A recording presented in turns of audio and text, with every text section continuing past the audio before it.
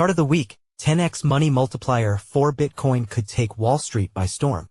Publicly traded firms relentlessly buying Bitcoin for their balance sheet could result in significant buy pressure.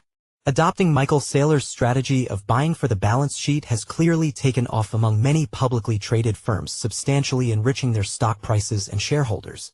But what does it mean for the future of the Bitcoin price? NYDIG Research crunched the numbers and the results are striking. If we apply a 10x money multiplier, a rule of thumb reflecting the historical impact of new capital on Bitcoin's market cap, and divide by the total supply of Bitcoin, we arrive at a rough estimate of the potential price impact. A nearly $42,000 increase per Bitcoin, NYDIG said in a research report. To reach this conclusion, the analysts at NYDIG reviewed strategy, MSTR, Metaplanet, 3350, 21, CP, and Semler Scientific's SMLR.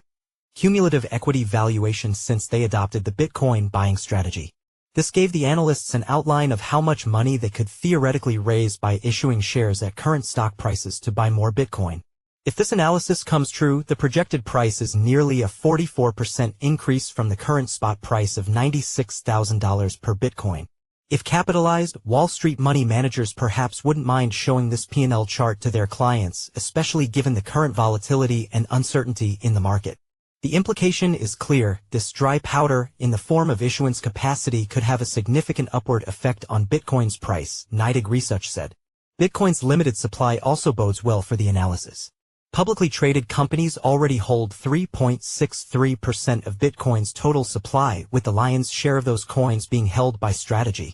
Adding private company and government holdings, the total is at 7.48% according to Bitcoin Treasury's data.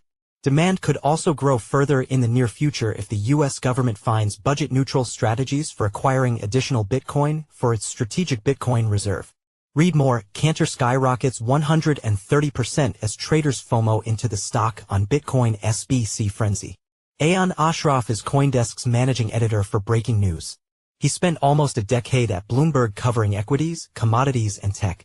Prior to that, he spent several years on the sell side, financing small-cap companies. Ayan graduated from University of Toronto with a degree in mining engineering. He holds ETH and BTC, as well as ALGO, ADA, SOL, OP, and some other altcoins which are below CoinDesk's disclosure threshold of $1,000.